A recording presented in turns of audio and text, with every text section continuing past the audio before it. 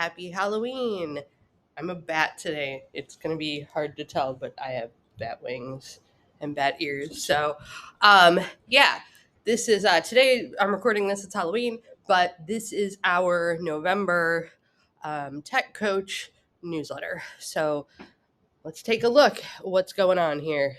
So every month I like to have some kind of a theme or jumping off starting point to kind of spark ideas for things that I might do when I come into your classroom or when we meet, things we can talk about.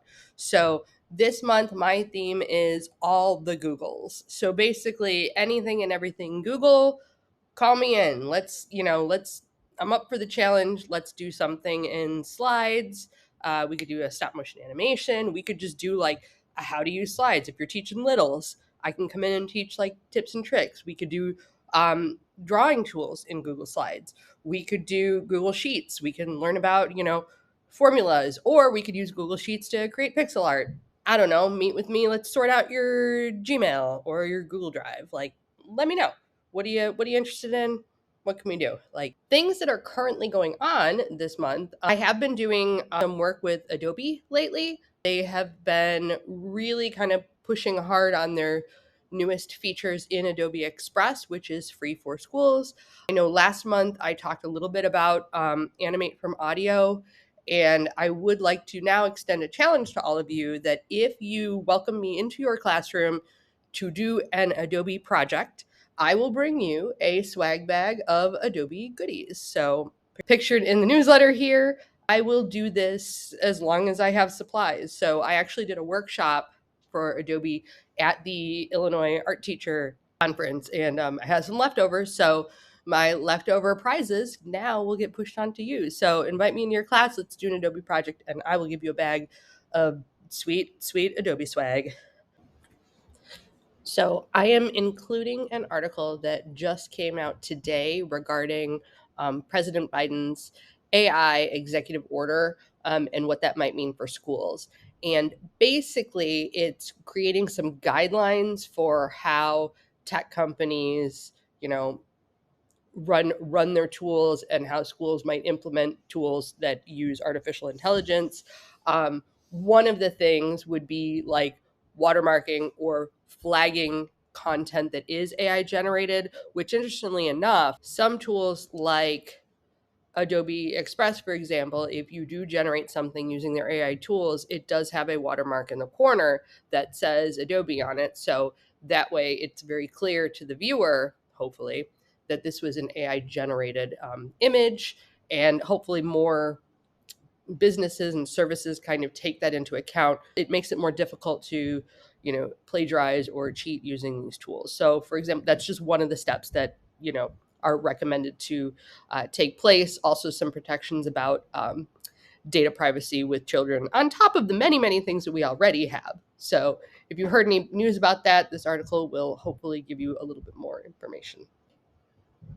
So, under my currently listening and reading section, I only have one thing this month.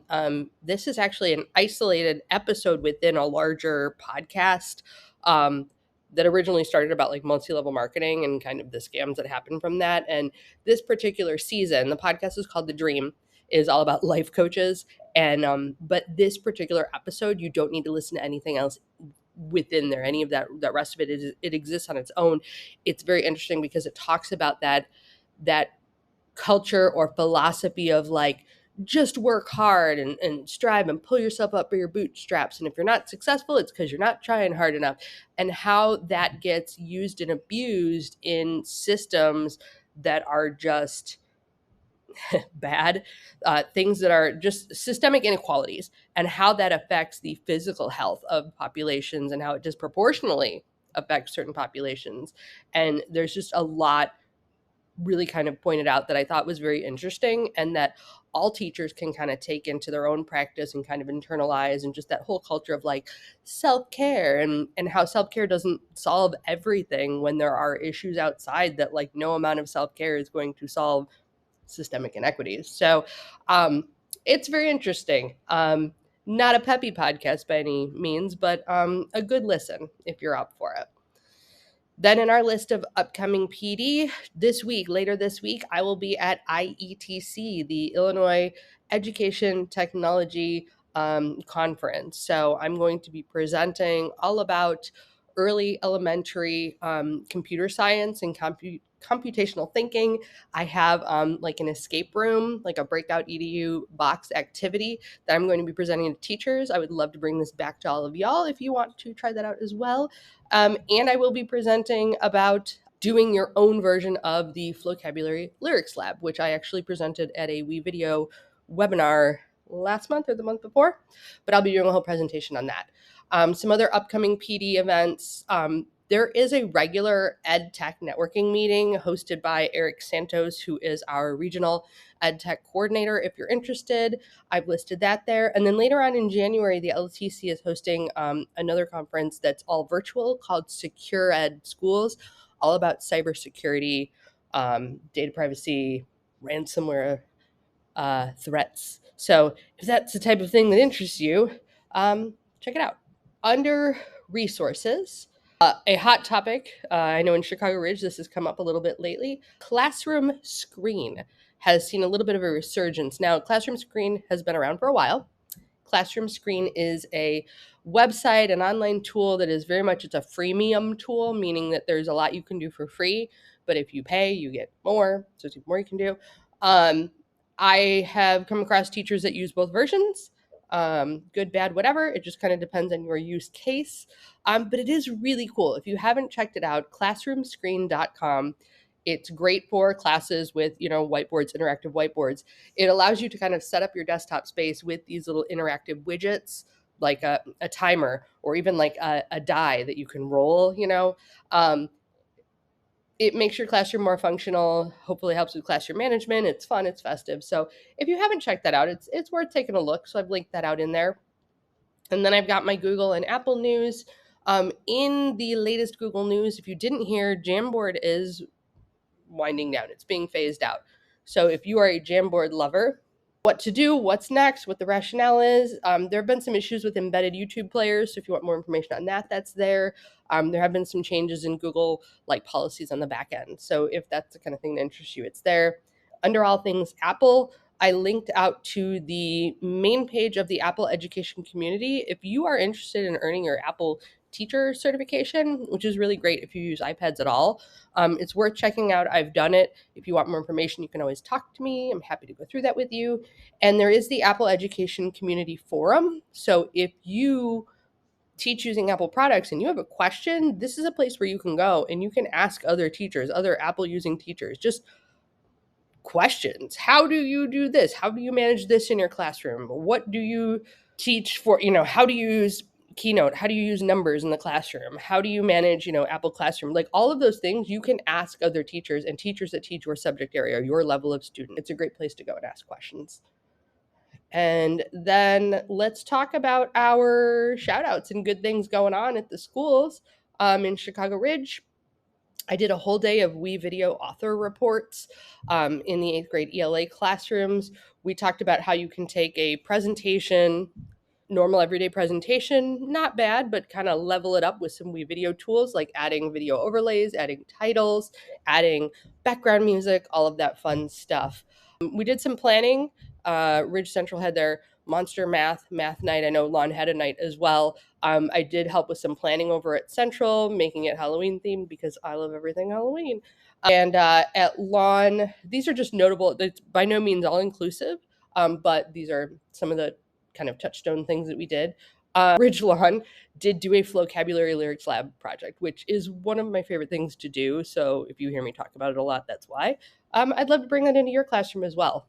Essentially, students write their own lyrics and recite them or sing them or rap them over the preloaded like beats, backtracks that are available. At South Holland, we are planning for our upcoming Smart Night later this month. I'm actually going to be there. I get to run a station and we're going to make little tiny bristle bots, which are like little toothbrush heads, and you put batteries on them and these little vibrator motors, and they it's very fun. I'm excited about it. I'll get to do that. Entire 4th grade team, they've been doing these whole team kind of projects. We did animal reports using green screen and WeVideo. did spend some time at Greenwood, not only with the Apple Professional Learning, but in Tanya Natzis's class, we did Osmo, and we've done keynote animations. We did like leaves, like fall leaves. So I bring these up because if these are things that interest you and you're thinking, well, why didn't I get to do that? Hit me up. I would love to do that with you. I also wanted to include a preview of the animation project that I did in Jill Hodgkin's fourth grade class. She does a sewing project with her kids where they create original little like stuffed monster creatures, and we video, we film, we take a picture of the monsters against green background, use green screen to remove the background, and then animate the characters on front of a spooky background for the Halloween season. And these always turn out super cool, so I took them all and set them to music, and you can check it out, the full version, in the newsletter. Be sure to find and follow me online. As I say every month, the social media is kind of wound down a bit from where it used to be. I'm at the point now where I'm pretty sure I'm just going to delete my Twitter account altogether. But don't let that stop you from sharing things with me. I want to see all of the awesome things that are going on in your classroom. I really want to help make things more exciting. We have lots of really fun tools available to us. Maybe you're getting to that point in the school year where things are starting to feel a little stale. This is where I can come in. Let me know. What can I do? Let's come in and do something to shake things up a little bit, make things more exciting, not just for your kids, but for you. Like, don't let yourself fall into that burnout zone because we're getting into the holidays. Hang in there. Talk soon, and I'll see you around. Bye.